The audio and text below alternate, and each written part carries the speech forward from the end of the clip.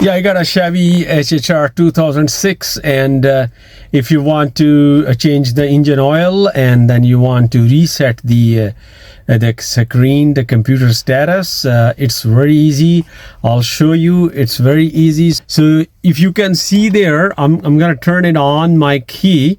So I turn it on. This is on position. I hit my paddle 3 times. 1, 2, 3, right? And then I go back, turn it off, and then I turn it on again, and all set.